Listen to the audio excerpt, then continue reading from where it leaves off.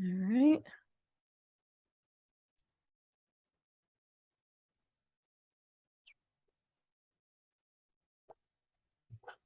I never know what to do with the awkward time between when it actually starts recording and when it actually starts streaming, because it's always a little before what you think it's going to be. So like sometimes I'm just standing here all awkward. But then you're live and people can see you. Yep. All right. It is officially, we are streaming. Yay. Just waiting for it to show up in the feed, and then I will introduce you guys. A couple of my favorites. Not quite showing up just yet.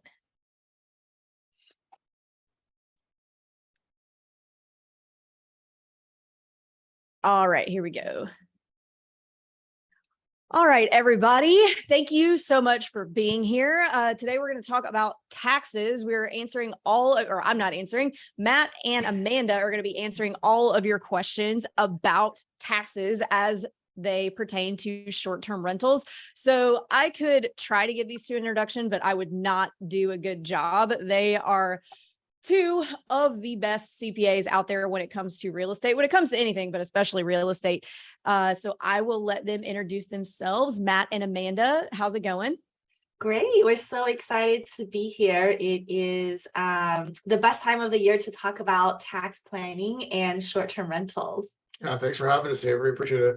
Yeah. So my name's Amanda Hahn. I am a CPA and tax strategist, and we do invest in real estate as well. And I'm Matt McFarland. I'm her husband, so I do whatever she tells me to do.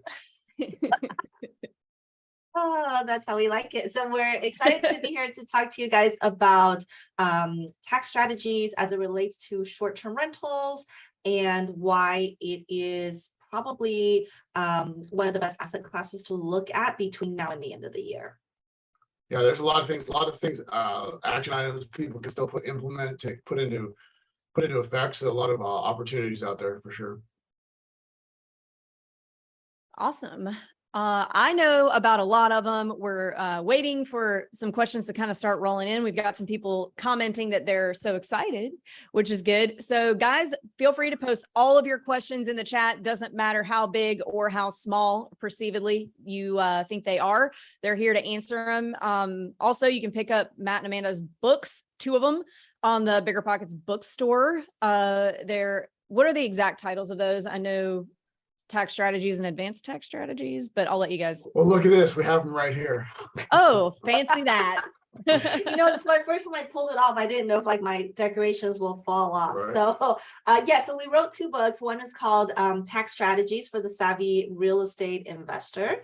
And this is the first book. It's more for beginner investors. And we talk about a lot of the more basic or foundational, I guess, strategies. And then we had a second book come out, also published by Bigger Pockets. It's the book on advanced tax strategies. I think we talk about short-term rentals in both of them.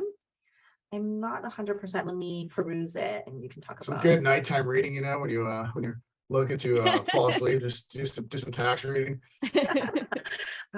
Actually, the reason we wrote the book, this is a funny story. So we were on a cruise and I brought with me some tax books, like just regular CPA kind of tax books. Yeah, and that's what we do. That's what we do on cruises. And I actually was just, getting really bored reading them. And I thought, if I'm bored reading it and I'm a CPA, how can we expect investors to want to read about taxes? That we just decided, we have so many great client stories on how clients were able to use strategies to save on taxes with their real estate. Like, why don't we just write a book about these different stories? So it's actually not going to put you to sleep. It's a lot of actual client stories about how they can save taxes when things go well and how you end up paying a ton of taxes when you don't do planning correctly. Yeah. So if you're entertained by some bad story, bad things happening, then we've got that in the book for you too. Yeah, like Halloween-ish nightmare tax stories. We can talk about that today too, depending on the questions, I guess. Well, around Halloween is getting to be, about time to get under contract on a property if you want to take advantage of the 100% bonus depreciation for next year, right? So do you want to, I know we've got some questions rolling in, but I know we're going to get a lot of questions surrounding rep status and just material participation. So do you want to give a brief overview of the difference in those two things when it comes to STRs, and then we'll get into questions? Yeah, of course. And I think that is actually like the biggest tax mistake for people who are investing in short-term rentals. That's the one thing you want to make sure your tax advisor is getting correct. The benefit of investing in short-term rentals is that if you are someone who has short-term rental properties, and all the normal strategies we talk about, like writing things off, whether it's your travel or your car, a home office or kids, and then you're taking lots of depreciation, right? What happens is you end up with a tax loss on your rental property, even though it's cash flowing really well for most short-term rentals. If you're doing things right, lots of cash flow, but for tax purposes, we can still create a loss. And that's the benefit of having, all the loopholes for real estate investors. Right. And then if we have a loss on our short-term rentals, obviously the goal would be to use that loss to offset our other income, right? W-2, interest in business income, whatever it might be. And in order to do that, you need to pass one of the material participation tests. Now, there are 7 out there, but there's only really 3 that are applied to 99% of the people out there. So we can dive into all that, but that's the way that you can meet one of the material participation tests. You can use your short-term rental loss to offset your other income, which is a great strategy. And again, it's something that people should be working towards as you're coming up on the year end in terms of making sure you meet those requirements. Yeah, and that's different from long-term rentals, because for long-term rentals, you have to have more time in real estate than your job, right? And be a real estate professional. And I think that's where a lot of people get it wrong, not just investors. So I'm glad you started out with that question, Avery, because a lot of investors don't understand the difference of like, hey, if I have long-term rentals, I have to be a real estate professional, spend more time in real estate than my job. But for short-term rentals, we don't worry about your work hours, just how many hours are you spending in real estate. And like I said, that's kind of a lesser known loophole. And so it's not just investors confused, but we see time and time again where even tax advisors don't really know the difference between the two. So if you're investing in short-term rentals, that's the one question you have to talk to your tax advisor about when you're interviewing, asking them if they understand the differences. All really great advice so far. And so we've got a lot of questions rolling in, which is exactly what I was expecting to happen. We get more questions about taxes than anything else. Also, Luke is here now. Luke, say hey to Matt and Amanda. Hey, yeah, power couple. I had to stop by and say hey. So yeah, thanks for having me. Yeah. I would have wore a different shirt if I knew you were going to roll in with your Metallica shirt it's all rock and roll around here, man, all the time. Yeah, this is casual Tuesday, whatever day it is. Oh man. Now, are a lot of these questions from Luke actually in the feed? I do have questions. I have a question. Can I ask a question? Yes, but then we have to let the clients actually ask questions. What if I did a rehab? Let's say I bought an apartment building. This has nothing to do with short term, but let's say this has something to do with me.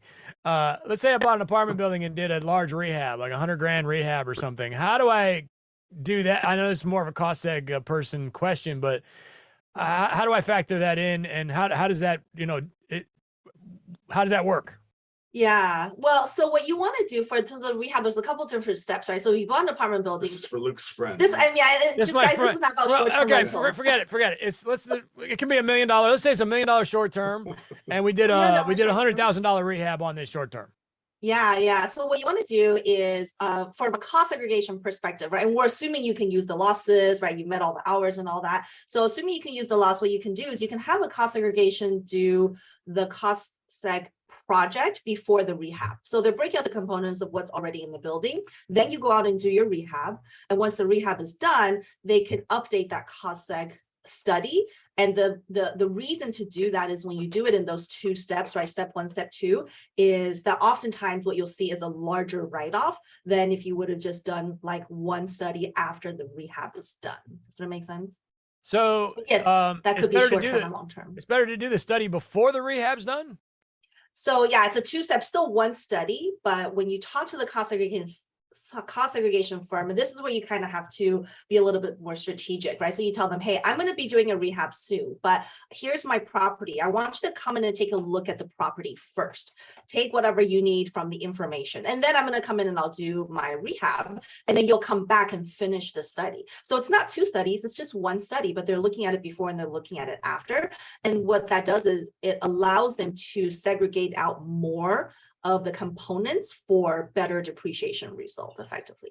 But if you don't tell them that ahead of time, and we've seen this happen to people, so like if you just get a study done and then you say later, hey, I want you to come and I did a bunch of rehabs, sometimes they'll say, well, there's an additional fee, right? Because I didn't know this going in. Now I'm going to have to redo the study again. So it's just really about being upfront and proactive when you're asking those questions. Does it benefit me to, in other words, are you saying that it's not as good of an idea? Why are you laughing at me? Because we have 1,000 questions from people who are watching this, and you're like, let me just ask this thing that's not related. Yeah, but I'm your family, so I get to do what I want. Anyway, so does it benefit me to do the study before I do the rehab, or should I wait till the rehab's over? It doesn't matter either way. So you'll do, so the first step is to have engage with the cost seg company first, right? You tell them, I'm about to do a rehab, but I want you to come and look at my property now. But then you'll come back and finish out the process. So it's 1 project, but they're going to be there maybe, they'll look at the property twice before and after. Okay, great. All right, I'll stop.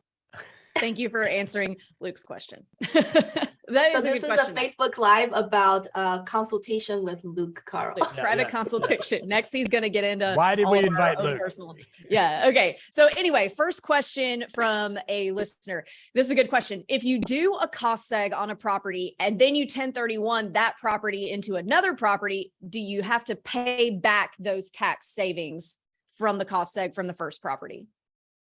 Not necessarily. So there's a way to accomplish that where you've done a cost seg, you 1031 out of a property to a new property. Generally speaking, to kind of make sure you're following all the rules, you'll probably need to do a cost seg on the replacement property as well, just to kind of make sure you're staying within the 1031 exchange rules and all that good stuff. But no, there's ways to not have to pay the recapture tax when you're exchanging out of that property. Yeah, and if you're doing things right, when a 1031 you're trading, equal or higher, usually there's no recapture issues. And that's the benefit, right? That's the benefit of doing real estate is you get the benefit, you continue to build up and not paying taxes on those different legs of the transaction. Awesome. Next question. This is a really good one because I think a lot of people hear this. Okay, so we're just starting to purchase our first STR. We've reached out to some well-known real estate CPAs and we keep getting the same answer. They've said that they believe they are too expensive for us to be worth the cost, that we'd be better off coming back to them once we have some rentals already in our portfolio. We keep reading and hearing that we need a good CPA up front before we get started to set us down the right path.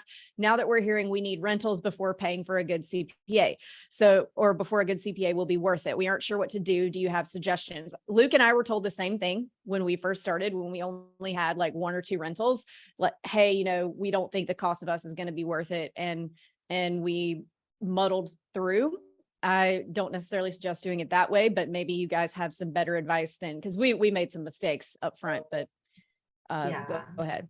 Well, okay, so I think your question is at what point in the investor's life cycle should you start working with a tax advisor and doing planning? And I think really the answer will be pretty different from investor to investor. So as an example, I had someone actually DM me on social media the other day who said, hey, is it too early to work with you? And I said, okay, well, what are you doing this year versus next year? And they said, well, right now I'm learning about real estate, but I probably won't buy anything until next year.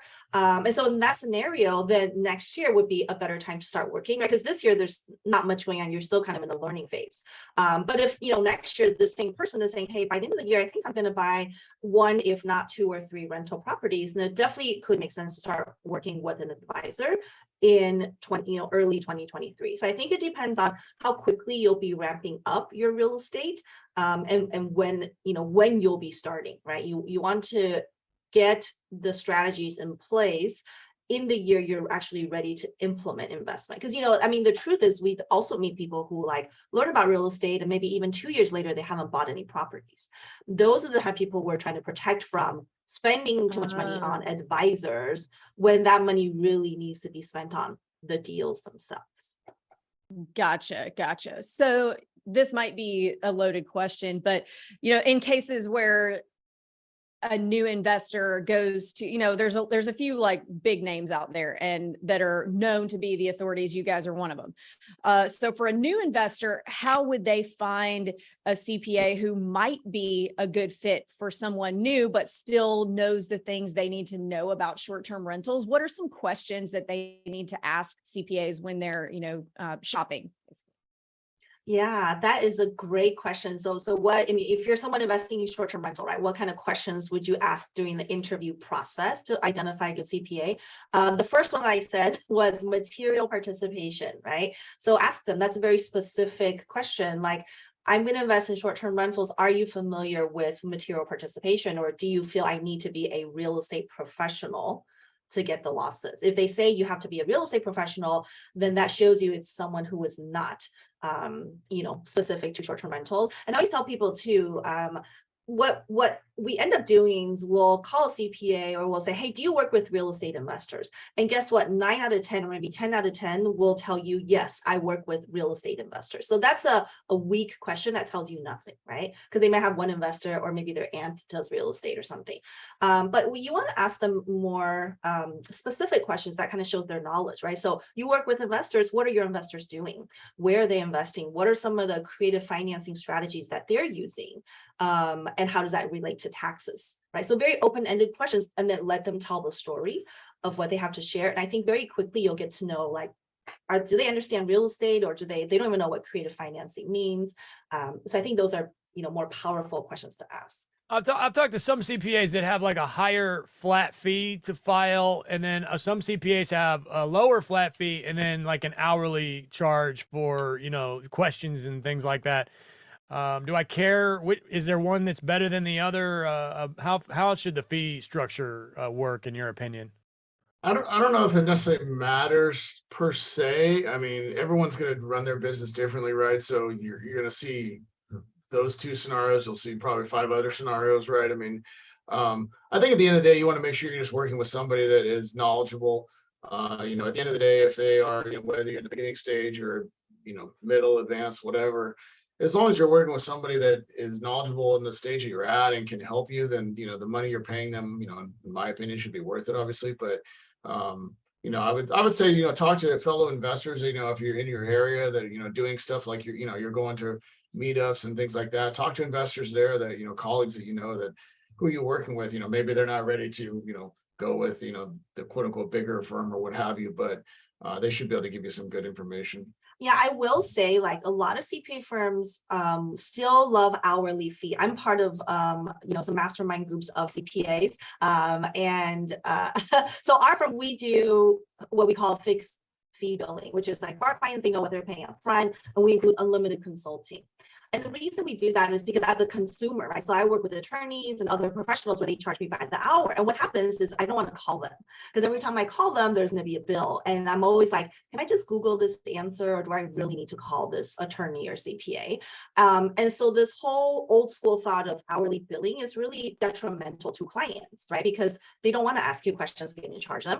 And I literally tell this to our clients. I tell them, call me, email me all the time. Why? Because you paid for it. You paid for it already. If you don't call me, that's like a sunk cost. So you should be calling me. Well, preferably not after 5 p.m., but that works. But you're calling me just to tell me the most random things, like, hey, we're buying a trailer. We're going on a long trip. Can I write this off? How do I buy this trailer or mobile home to write it off? Right? Just small things like that, even. Because again, it incentivizes them more to call me because they've already paid for it. That makes sense. Sorry. I like that. Luke, I really want to go to another question. Luke is being cut off. Man, I had it going and then I was on mute and I blew it. Oh, all right. Well, we've got some pretty specific questions in the chat that I want to make sure that they're able to get into Matt and Amanda. So Kyle, for STR pass-through losses, is the $150,000 threshold from your gross income or AGI? Also, is it $150,000 threshold whether you file single or jointly? Good question, Kyle. So the 150,000 threshold that you are referring to is based on adjusted gross income. But having said that, that threshold why that's important is when you have passive activity losses, rental losses, if you're actively participating in your rentals and your income's below 150, they allow you to deduct somewhere up to $25,000 of rental losses against your other income. So having said that, that actually doesn't apply to short-term rentals at all. So the AGI threshold doesn't apply to short-term rentals. Short-term rentals aren't eligible for that $25,000 allowance. So in order to deduct your short-term rental losses, you need to be participating in your short-term rentals, or if you have a loss in one, you can deduct it against profit from the other, obviously.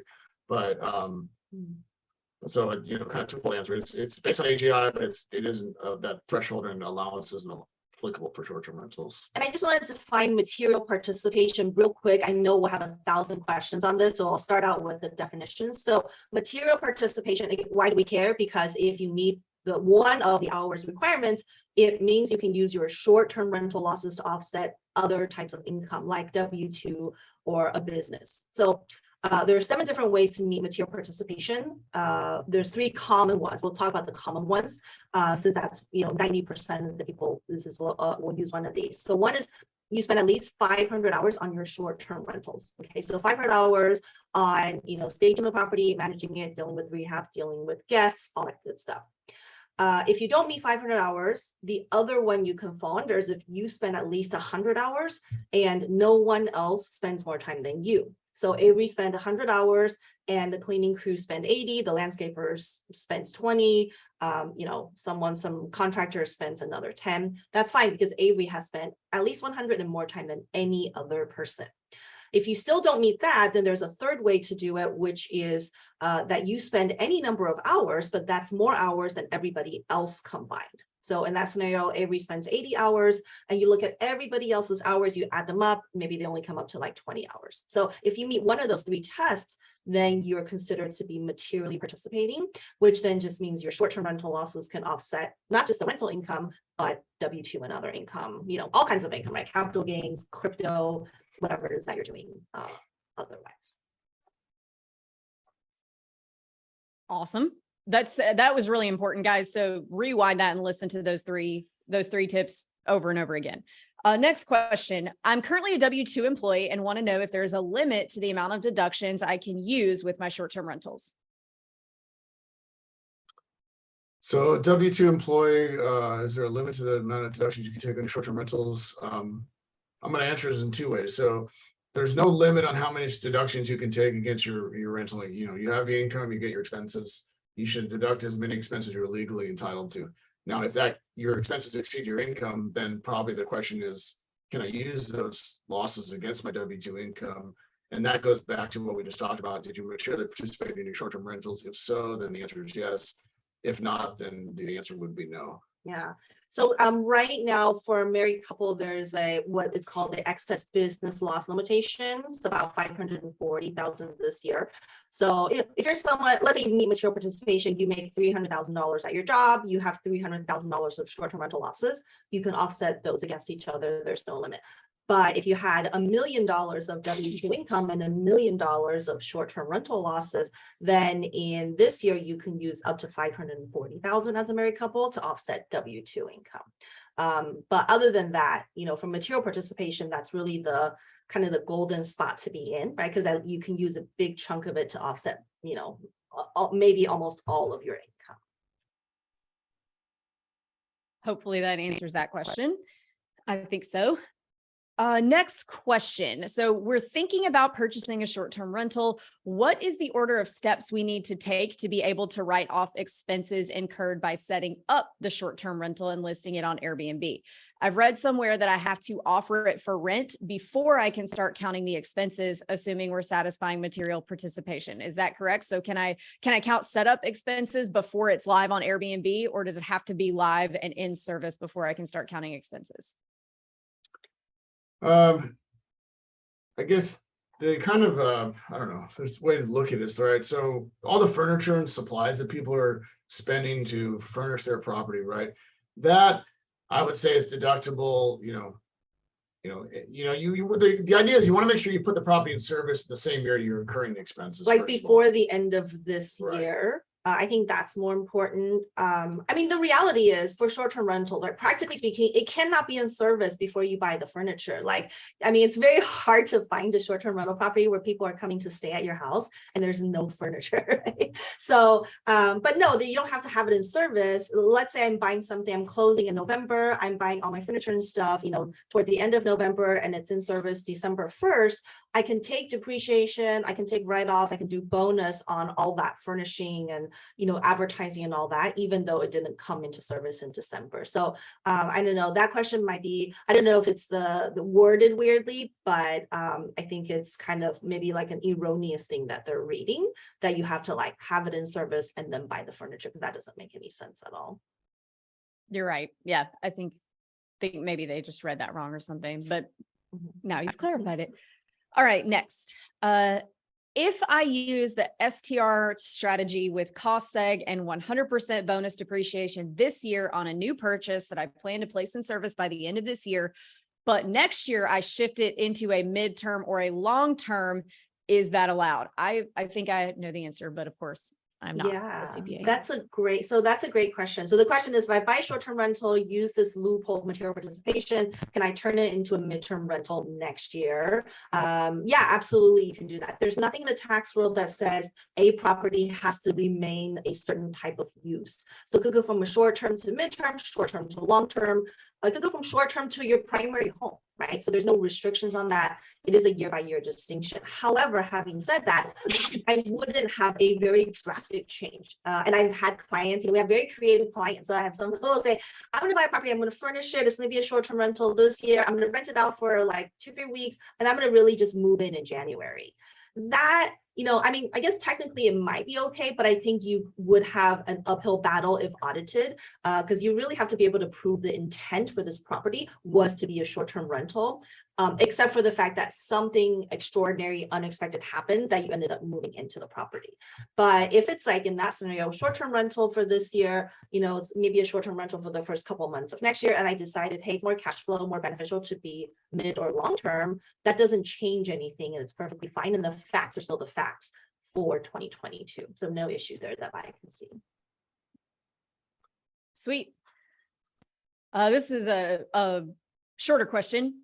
For material participation, do you count the hours starting the day it goes under contract or the day that, wait, do you count the hours starting under contract or when contract is signed? I think she means, do you start when the contract is signed or when the property closes? For material participation, you would be able to count the hours that you were spent trying to acquire the property. Now that's different than just doing general market research. We are looking at various properties and all that stuff. But the time you specifically spent on that property, if you end up closing on the property, then our opinion is you can count that towards material participation for sure. Yeah, so closing on the property, doing the loans, getting it set up, all that, like before it's actually in service, are all still material participation. Like Matt said, the times that don't count typically are like, you know, looking for different properties, making different offers. Those are not usually material participation. Cool. Next one. This is an interesting question. I own a short-term rental property with my sister. We both work W-2s and materially contribute to managing it. We don't have an LLC yet. How do we do bonus depreciation if it's owned half and half between each of us? Do we both have to meet the material participation requirement or just one of us? So it's not property is co-owned, not owned in an LLC. So for tax purposes, that, you know, essentially 50% of the property is going to be on one person's tax return, 50% on another. You are each, you know, going to report 50% of all the, you know, the assets and calculate your own depreciation. You can choose to take bonus. The other person can choose not to. But if, you know, again, if you come down to the question of if I have a loss because my depreciation exceeds my income and you want to use that loss, then each person has to look at the material participation requirements on their own to determine, do they meet it for that property? If so, then I can use that loss to offset my income. Yeah, you both are looking at the test separately. But the good thing is, yeah, like Matt said, the good thing is, let's say the sisters, right? One sister meets the hours, the other sister doesn't. You know, you can have a cost seg done on the property and just one person will use it. The other person will just take regular depreciation. So there's that flexibility to pick and choose. Nice. Next question, excuse me. What is your advice about going exempt throughout the year if you know that you will have plenty of deductions and will not owe taxes? Okay, so the question is like, if you know you're not gonna owe taxes because let's say you're doing short-term rental loophole, what are the benefits or detriments of just not withholding anything from your W-2 job? Right, I think that's the question. Yeah, I mean, that's if you're able to do that, then that would make sense, because what we often see people do is, here they are using these great tax strategies, but at the same time they're still withholding a ton of money, a ton of taxes on their W-2 income. So at the end, next year when you file your tax returns, you end up with a big refund. As great as that sounds, that's actually not the smart way to do it, right? If you know you're not going to owe tax and you want to start paying less every month or withhold less every month through your paychecks, that way you have your money up front, you have it faster. The other benefit of what this question is going to provide is that you also lower your audit risk, right? If you withheld $50,000 in taxes later to just get a $50,000 refund, whenever you have larger refunds, that always slightly increases your audit risk. So if you can just have your money up front and not have to wait for a refund, increase your audit risk, that definitely is a smarter way to do it. Yeah, don't give the IRS an interest-free loan if you don't need to. Gotcha. What are your thoughts on those DIY cost segs? It's a tough one. I think, I don't know, for short-term rentals, because some of these are smaller properties, and I know that a lot of the DIY ones are cheaper. But I think, for us, if you're doing like commercial apartments, larger, more expensive properties, doing an actual cost segregation through a cost seg firm is typically going to be better. Yeah, I think what it comes down to, the way I look at it is, those DIY ones probably, are cheaper. You probably get answers. The answers may not be as favorable as if you hired a, quote unquote, lack of a better term, real cost seg company, I guess. But the other way I look at it too is that, if you ever got audited for some reason and they wanted to, look at the cost segregation study, every cost seg firm I know is going to stand behind their work and support you in an IRS audit. I can't say that for certain with a, quote unquote DIY one from online service. You may, be facing an uphill battle in that situation, but yeah, I think it's okay to use an online service as long as they're going to provide audit support, because if you're audited, they're going to have to be able to demonstrate how they came up with the breakouts of the different categories within your building. So I would want to know through the online, software, what is it that they'll do in terms of upon audit, right? Can they support whatever it is that they're telling you now? So for me, since I don't have a dog in that fight, my opinion is like, just have a professional do it up front. Like, it's the equivalent of, a bar owner letting the patrons come in and pour their own drinks. Not a good idea, guys. So, or it's a great idea for the patrons. It's a good way for a lot of bad stuff to happen. So I would say have somebody that knows what they're doing, a professional, do anything, whether it's CPA work, whether it's cost seg work, whether it's attorney work up front, getting somebody who knows what they're doing to do it, not like a legal Zoom or something like that, because it's a lot cheaper to pay the extra upfront to have it done right the first time than to unwind what you potentially screwed up later. So my advice would be just to hire a professional and not do the DIY route. Let's see. How important is a cost seg study in the first year? Does it have the same benefit in the second year? Yeah, that's a great question. So it's not super important to do it in year 1 versus year 2 versus year 3 or 4. What is important is whether you will be able to use the tax benefits of a cost segregation study. So when we look at, should A redo a cost segregation on this property, the first question is, can A use those losses or benefits generated from the study, right? If she can use it because she has higher income, we're going to save taxes at a 24 or 30% tax bracket, then yeah, that would make sense. But if, let's say this year you're in a lower bracket or you can't use it, and next year you will meet those material participation hours, or you're in a higher tax bracket, then it's absolutely better to do it in year 2. So what we're looking at is when, or what time frame of doing this will get you the maximum tax savings. Awesome information. Oh, here's a good one. I started building a new STR this summer, but it will not be finished until next year.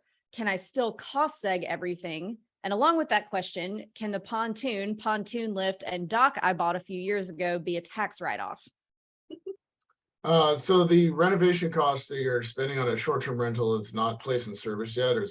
You can't depreciate those. There's no reason to do a cost seg because the property itself is not placed in service yet. So that would be something you want to look at once in the year that the property is placed in service. So place in service just means it's, advertised, ready for guests to use. The pontoon, if it's available to, customers, guests, once, the property's in service, then there's probably a way that you can depreciate some of that. It may not be, the full cost of what you put into it, depending on, it's going to be based on kind of the lower of your cost or the value of it at the time that the property is becomes a rental. But yeah, there might be a way to recover some of that for sure. Awesome. Can a 1031 exchange defer both state and federal taxes? It can, as long as your state recognizes 1031 exchanges. I'm not aware off the top of my head. We have clients in, no, I can't say all the states or file in all the states, but a lot of them. And I'm not aware of any states that don't follow the 1031 exchange rules, but there may be some out there. So if they do follow it, then yes, you can defer both federal and state taxes when using a 1031 exchange. Cool. When you're closing on a short-term rental, or what constitutes a short-term rental being, quote, in service to be able to use the full bonus depreciation? Does it just need to be listed for rent, or does it actually have to be booked? So if you get it up at the end of December, but it doesn't quite get booked by the end of December, what's the differentiation there? Yeah, that's a great question. And especially since this year we have 100% bonus depreciation, people want to know what does it mean to be in service in 2022, so I can use the benefit of 100%. So in service, what you're looking at is advertised and available. So meaning it's up and running.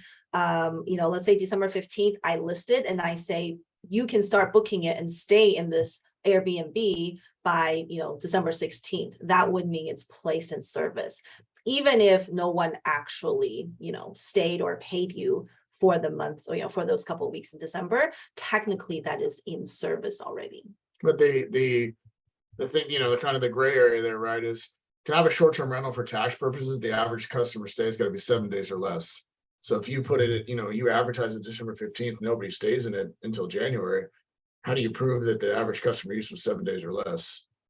Even if it's quote unquote in service, then it might fall into, might be a long-term rental for tax purposes, so that's kind of the gray area that, it's always best if you can, advertise it and obviously get a customer or two before the end of the year would be our recommendation. Yeah. And I think that goes back to what you were saying earlier, Avery, now is the time, right? We have to be closing on the property real soon because you have to work backwards. Getting tenants in December, maybe take me a week or 2 or 3 to stage it. I need some time for closing. And if you're not buying all cash, financing. So yeah, time is of the essence if you're serious about reducing, taxes in 2022 using this particular strategy. All right. Next one. Does a cost seg make sense for a condo or smaller property? Is there a minimum purchase price for a cost seg to actually benefit me? Does a cost seg make sense for smaller properties, condo, and its minimum purchase price? My answer would be different about 4 or 5 years ago because they changed the way, depreciation was calculated and who could take bonus depreciation. So nowadays, we see cost segregation studies done on, $100,000 properties. Condos themselves actually sometimes can be a better candidate for cost seg because a lot of condos, they don't own the underlying land. So you're not losing some of your purchase price to land, which is not depreciable anyway. I think it all just depends on somebody's portfolio. If you have one condo that you spend, 40 grand on, I don't know, maybe that's not worth a cost seg. But if you've got 5 or 6 of them and they're all in the same area and it doesn't cost very much for one cost seg company to come in and do all of them at the same time, then that adds up, right? So I think it's going to depend on somebody's fact situation to some extent for sure. It always depends, right? Or put a sign up in the back, right? And that's so funny. I think a lot of times investors, they don't like that, right? They don't like that answer, like it depends on this, it depends on that. But really, that's such a plus. Because when you're talking about tax planning and the answer is it depends, it means there's so many things that you can do to tweak or change your facts so that you meet that criteria of what it is. Like we didn't talk about like what is a short-term rental. Seems kind of basic, right? Short-term rentals on Airbnb. But for tax purposes, a short-term rental is defined as a property where the average guest stay is 7 days or less. And so, so like if you have a property that, you can tweak the days, right? However you rent it out, how you advertise it to turn it from a midterm rental into a short-term rental.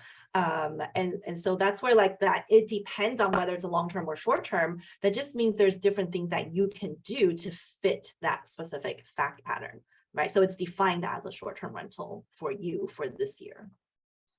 Flexibility is always a good thing to have. I'm not a big fan of like rules of thumb in real estate investing, because it always does what works for even the same person this year versus 10 years from now is going to be different. So I think trying to fit everything into one box and one rule of thumb, or 1,000 rules of thumb in the case of real estate investing, because there's a lot of them out there, is really kind of detrimental to everybody, because it always does depend on your personal situation and the property itself. Yeah, for sure. Let's see. Okay, this is a good one. When documenting material participation, how should I quantify all emails and platform messages that I spend time doing while managing my STR? So, I mean, in terms of time tracking, the way we look at it is the more detail you have, the better it is. And the reason is because if you're going to be selected for audit and if they want to challenge your hours, this is not going to happen anytime real soon, right? So what you're doing today, you're going to file tax returns, let's say next April.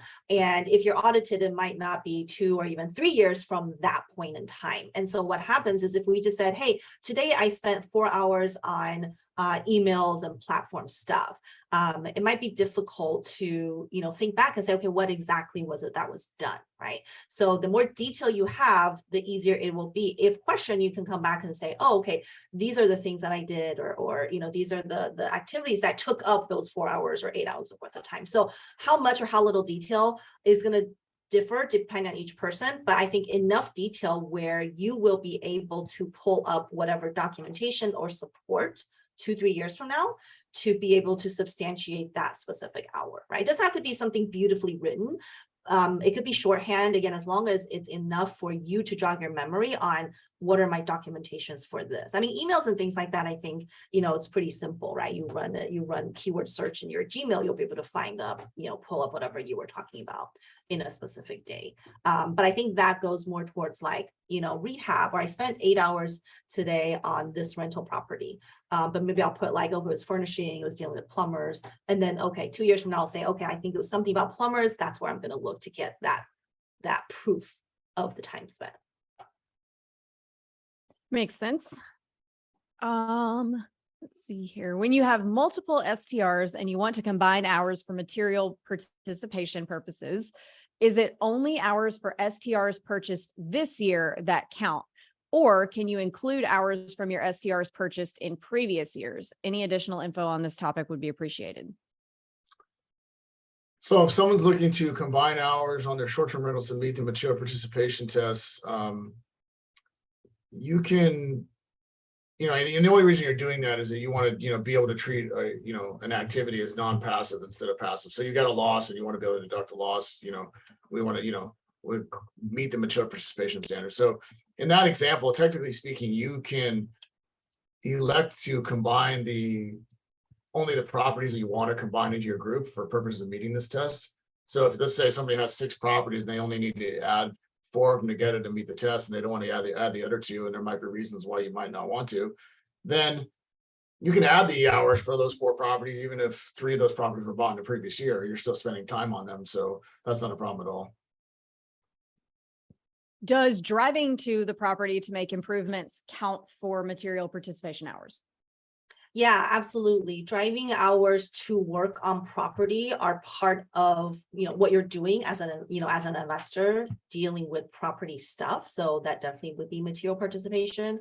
An example might be that's not material participation. So let's say you're driving to like a real estate conference to learn about investing. Those would be examples of drive time that is not part of material participation, but definitely working on the property. Those are active hours. That makes sense. If you purchase a property this year, but materially participate and cost seg the following year, does that affect the tax situation? That's actually a great strategy. So because we're at the end of the year, towards the end of the year, this year we have 100% bonus depreciation. If you bought a property this year, but you just don't have enough hours, right? We're so close to the tail end, we don't have enough hours. What will happen is you'll probably just want to do regular depreciation. And then in 2023, when you meet material participation, let's say you have this rental, you buy a couple more short-term rentals, and now you're going to combine everything like Matt said, you're going to meet the hours. What you can do is in 2023, you can do cost segregation on all your real estate. Now, this property that you bought in 2022, when you do a cost seg on that for the following year, you can still use 100% bonus depreciation simply because the building itself was placed in service in 2022. So that's another great strategy, right? And reason why a lot of people are trying to buy real estate now, because they want to get it now and put it in service now. Even if they don't have the hours, they'll still get a better benefit in the future years once they do have those hours. All right, switching gears a little bit. If I bought a property as a primary residence and then moved cities for a job and converted that primary into a rental, would that still qualify for a cost seg? Yeah, if you've converted a property from a primary residence into a rental, whether it's a short-term rental, long-term rental, if doing a cost seg is going to benefit somebody, then yes, they can do a cost seg study on this new rental property for sure. Awesome. And this is a great question that a lot of people ask. So I'm really glad somebody asked so you guys can answer it for an audience. Do you recommend having an LLC for each property or put all properties in one LLC? That's a good one. Oh man. So from the tax perspective, it doesn't matter whether you have each rental in a separate LLC or you just have them all under one LLC. There's no difference either way. To get the tax benefit for short-term rentals, we're simply looking at hours, right? That's the one thing we're talking about. Now, so the answer to that question, one LLC per property or multiple properties in that one LLC, that's a better question for your attorney, because the heart of that question is getting to asset protection, right? Do I get better asset protection by having a rental in a separate LLC, or is it better just to have it under, a bunch of them under one LLC? What our role in that conversation is looking at the cost of having different LLCs. And that differs depending on what state you're in. Where in California, very expensive, every single LLC.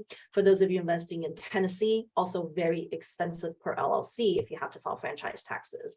And so that's what we're looking at is what is the cost of having multiple LLCs, and how do we reduce the cost? But in terms of tax write-off, it's the same either way. Yeah, well, also in terms of cost, how is the LLC structured? Is it a single member LLC? Is it a partnership?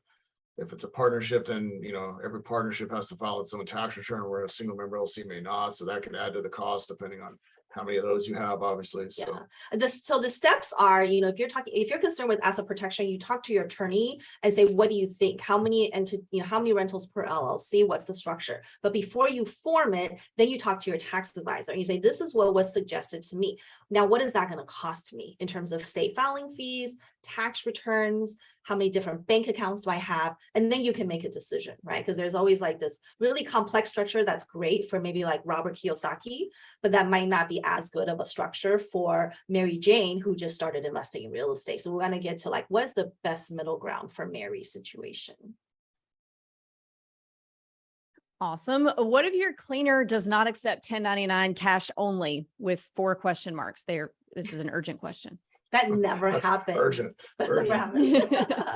happens. So I think that's a common misconception. People ask us that a lot. Like, if I pay by cash only, doesn't mean I can't take a tax deduction for it.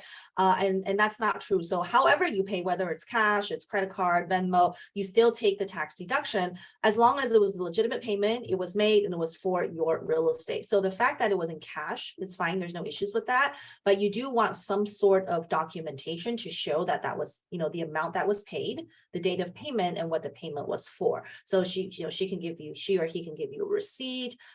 Definitely, get like a W-9 or something. Those are designed to protect you to be able to claim that deduction. All right. I've heard that doing a cost seg dramatically increases the odds of getting audited. Is this true? Does doing a cost seg increase the odds of being audited? Not necessarily. I mean, I don't think there's any proof to that. Now, obviously, the IRS doesn't share their information and the records, and now, you are going to claim a bigger depreciation write-off in your tax return. So, does that look more out of the ordinary than somebody who's not doing that? I don't know, maybe, but we, knock on wood, we haven't had a lot of our clients audited. And like we mentioned, probably 90% of our clients are real estate investors, right? So. Yeah, I think it just comes down to, cost seg is a legal viable strategy. And if, make sure you just have your ducks in a row and your documentation in place to show that this is what it's based off of. This is my material participation hours. If that gets questioned, and, don't be afraid of an audit, again, take advantage of all the legal tax strategies that are available to you for sure. Yeah, I think for us, most of our clients are real estate investors. We have a good percentage of them that do cost seg every single year. And like Matt said, thank goodness our audit percentages of clients have been very low. I think we get maybe like 1 per year or every other year. So it's very, very low. I think, for our firm, we probably do more cost segs than, a lot more cost seg than like the average CPA firm, just because of our client profile. And what we see in terms of percentages is still very, very low. So yeah, that's probably a misstatement that, if you do cost seg, your risk is much higher. And if you're playing by the rules, you shouldn't really have anything to worry about with an audit, except for it's a pain in the ass, right? Right. Yeah. And then when we're saying earlier, right, we're talking about true cost segs. Like, for our clients that are doing it, they're having a firm do it. And it's not just like, Mary saying, oh, this is how much I'm going to cost seg my own property on paper, right? That you will have issues. You laugh, but people want to do that. I'm going to cost seg my own. Okay, here's a good one. In Tennessee, if my LLC qualifies for a fonts exemption, are there any implications when I sell the property? I've been told that even though I qualify for fonts, there is a tax implication when I sell the property in the LLC. That is such a great question. Tennessee is like its own, it's like California, right? There's all these different rules, and they recently changed their rules too, in terms of the exemption. So just for anyone who doesn't know, who invests in Tennessee, fonts is a way. So Tennessee has a franchise tax, and that could get very high based on, the value of the properties. The fonts exemption is one. It's an exemption where you can file to say, I am not subject to this franchise tax. So, a lot of clients who, in terms of like setting up your legal entity structure, this is something very important to keep in mind, because this could be problematic for people who have some of these tiered structures where I have like a baby LLC being held by multiple holding entities and things like that. So could there be issues? Yeah, possibly there could be issues, not just with respect to the gain on sale of the real estate, but also how you hold property and where you're making that fonts exemption. And of course, there are ways around that. Avery and I, we've talked about that just kind of like personally offline too. But yeah, if you're investing in Tennessee, definitely make sure you work with an advisor who's well-versed in Tennessee taxation, whether it's the fonts or some other strategies using trusts to try to avoid or minimize the franchise hit. What's the best method for tracking material participation? What's the best method for tracking material participation? So our recommendation is to, a lot of our clients use Excel. That works well. If you're somebody who likes to use Excel, then that works. Believe it or not, there's people out there who probably still track things on paper. You're going to want to keep a log of some kind, whether it's Excel. I wouldn't recommend paper, but again, some people like to do that. There are probably some apps out there. I think one of our clients created an app, right? Yeah, it's funny. So we had a client who is in the medical field, actually, not a tech person or anything. And Now they're a tech person. she said that, our Excel is could be made better. So she actually went out and hired someone and built an app, and it's called Reps Tracker, REPS Tracker. You can find it in the App Store. And recently, I think in the last year or two, she actually created a short-term. So it was originally created for long-term rentals. That's why it's called Reps. But then she created another portion of it. Another aspect of it that's just short-term rentals, tracking like short-term rental hours in the app format. So yeah, that's one that a lot of people use too. So I think there's not like one way to do it, just whatever makes sense for you. Whether it's an app on your phone or an Excel or a calendar, just be consistent with whatever method you choose, right? Don't start with one, switch to another, switch to a third one, and go back and forth, because your stuff would be disorganized at that point. I'm one of those disorganized people. I wasn't talking to you. Is there any part of a down payment that can be a write-off? And what if it's purchased in cash? Also, what part of a mortgage can be expensed during taxes, if anything? Question. So is there any part of a down payment that can be a write-off? Generally, I can't think of one that the answer would be yes. The answer is no, I think, because I can't think of one where you could write off a down payment. Like you're buying a property for 100 grand, down payment's 10. Your basis is based on the purchase price, not your down payment. I guess the only time that might happen is you put a down payment and then the property falls through and you don't close on it, and then you can write off that down payment in that example. But yeah, and I think this question may be the answer might be better than what it sounds. Okay, so meaning we don't care about the down payment of a property. You get to depreciate the purchase price of the building. So if I'm buying a building for $100,000, and my down payment, whether my down payment is 100,000 or 50,000 or even zero, I am still taking depreciation on that 100,000, right? So that 100,000 depreciable basis for the building includes the down payment. So I'm including that in my calculation. And that's the other benefit of like tax and real estate is basically we're taking depreciation on other people's money, right? On debt, on leverage, on whatever the bank is paying.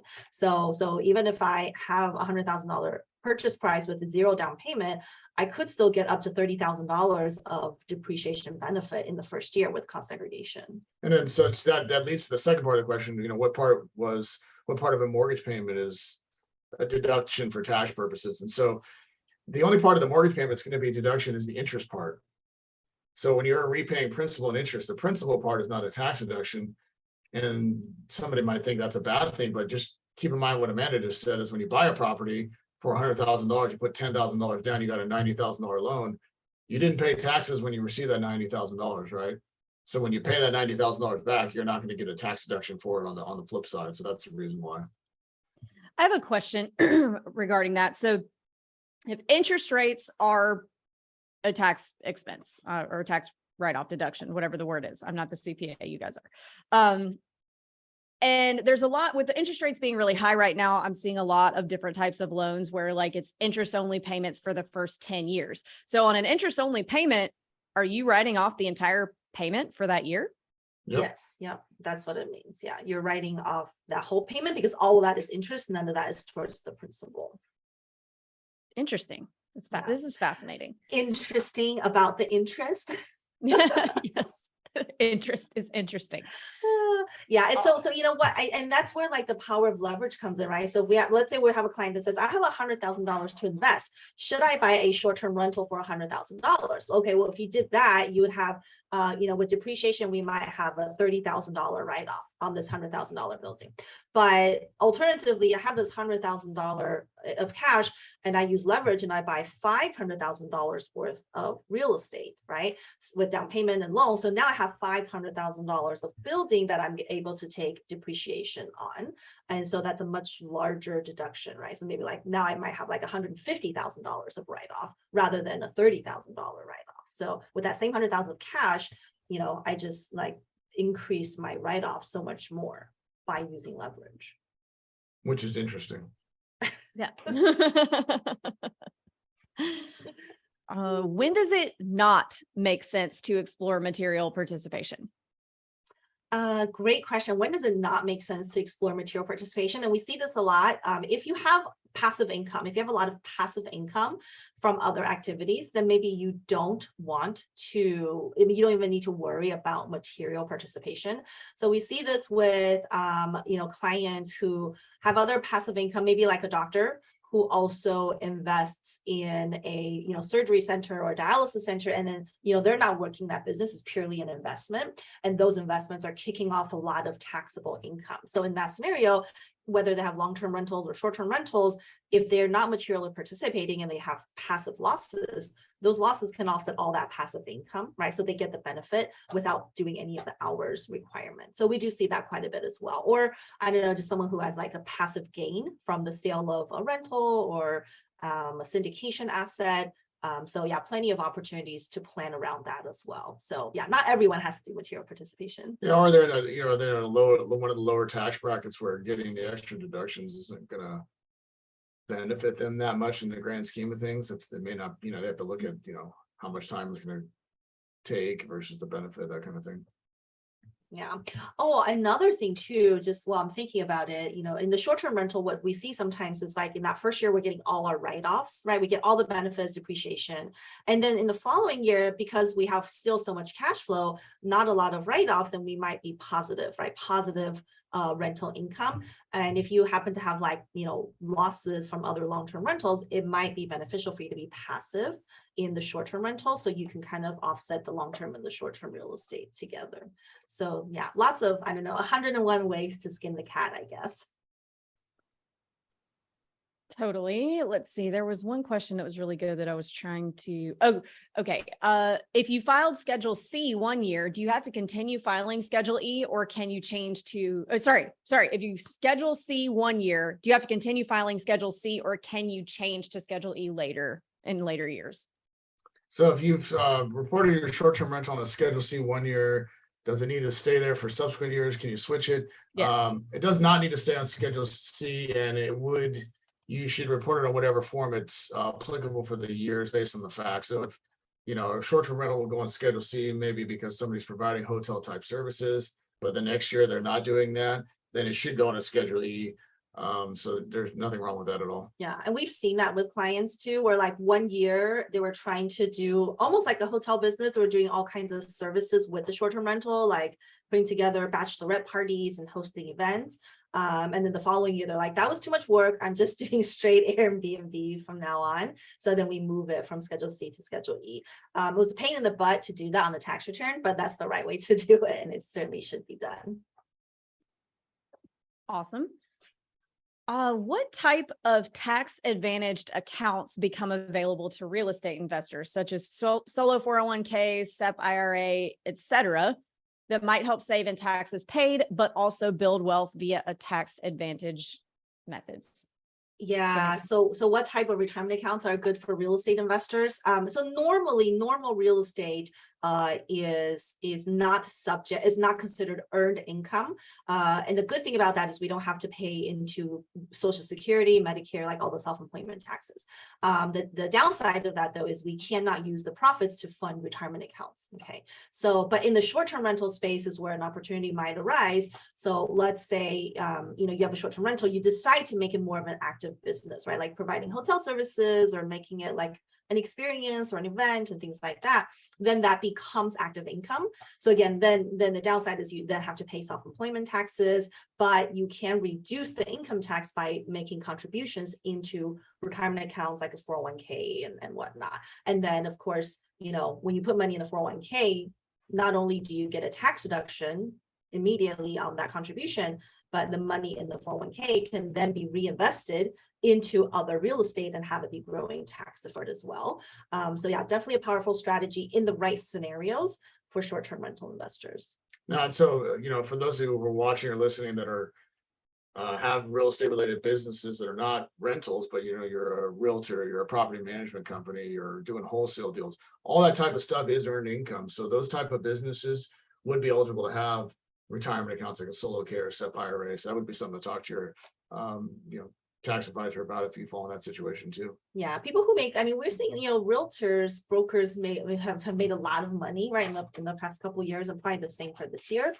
So besides just like the 401k, there's also like pension plans and defined benefit plans where you can put in hundreds of thousands of dollars towards retirement, deducted on your tax return, and then also use that for real estate too. So there's a lot of great tools within that, that one question, but it was a great question.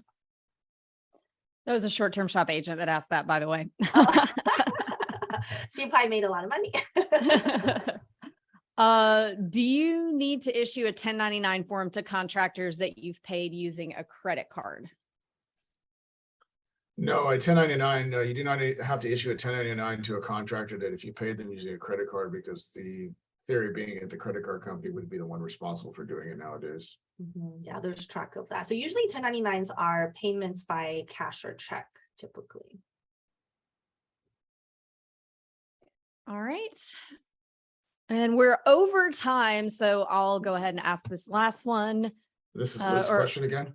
Or I'll ask two. No, Luke, we have a 4-year-old who's homesick with a stomach virus, so he had to hop off and help her. Yeah. No she's- bueno. Poor baby. No bueno at all. It's really sad. Okay, couple more. Okay, this is a good one. If I buy a car over 6,000 pounds used for business, does the car need to be in my business name to qualify for the purchase price tax deduction? So if somebody buys a car and uses it for business, in order to depreciate the car, no, it does not need to be in your business name. You can buy it in your personal name. You can buy it in the business name. We just tell clients usually to kind of buy it, whichever one's going to be cheaper, insurance, financing rates, all that kind of good stuff. So if that means it's buy in your personal name, you can still take tax deductions for it. Yeah, so to take depreciation on your car, how titles held, your name or LLC is not relevant. What is relevant is business use percentage. So you actually have to use the car for business purposes to take part or all of that deduction. So in other words, if I buy a car in my personal name using a 90% for business, I get to take depreciation on 90% of the car. If I buy it in my LLC's name, but I use it all for personal, that's still not a business deduction, right? So what's important is actually using it for business purposes. The use of it. Got it. Yeah. And tying back into real estate professional status, we've gotten way in the weeds on that, but we're going to bring it back, zoom it out just a little bit. When we go to file on a Schedule E, what do we need to show to prove we are considered a real estate professional for STRs? So the particular person asking this is a loan officer. So, oh man. So taking a step back, so real estate professional, again, just to clarify, is not applicable, not relevant for short-term rental operators. So real estate professional status applies to long-term rental investors. So I guess if the question is for a short-term rental investor, if they are meeting material participation requirements, what do they need to show on their tax return to do that? There's nothing they actually need to show on their tax return. They just, it kind of depends on somebody's software, but our software you market as what's called a non-passive activity. It allows you to deduct a loss on Schedule E for that rental against your other income.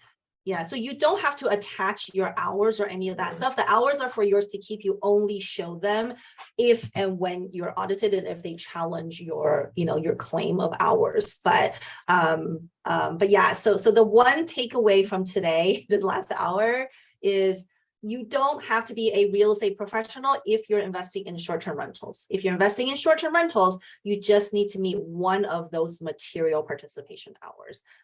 And then that's it. But I know it's like kind of a hard concept because we've all been taught and heard about real estate professional over and over and over again. That's why there's such confusion. But we put out, I think a couple months ago, we put together a short-term rental tax strategy ebook. It's on our website. If you guys want to know more about like material participation, you should definitely check it out. So it's just on our website, it's keystonecpa.com. And that's a perfect segue for a goodbye. You guys are posting a lot of great content about this subject. And if people want to follow you so they can pay attention, make sure they're staying updated on short-term rental related taxes, et cetera, how do they do that? Yeah, so we put together a tax, actually it's called the tax savings toolkit. And we have a section, part of the site, the toolkit is for long-term rental investors. We talk about real estate professional. We just did a one on short-term rentals and all the strategies surrounding that. So check that out. Our website is Keystone CPA, and you'll see that, it's like right there on the homepage. But if you want to follow us like for tax tips, but also want to know like what our kids are doing and what we're eating. Which everybody wants to know. Yeah, what we're doing for brunch on the weekends. I'm usually on Instagram, and you'll find me at Amanda Han CPA, and Matt will be there too because we're married. So Because I do what she tells me to do. we Because he haven't can't joined escape. Instagram deal. Awesome. Well, thank you guys so much for coming on. I always love talking to you guys because you take what is a difficult subject and make it easy for people to understand. And that's the hardest part, is understanding what we're doing here when we are not CPAs. So really appreciate all the value that you guys bring. And thank you so much for coming on. Yes, thank you. Such a great time. Thanks, everybody. Always a pleasure, guys. See you later.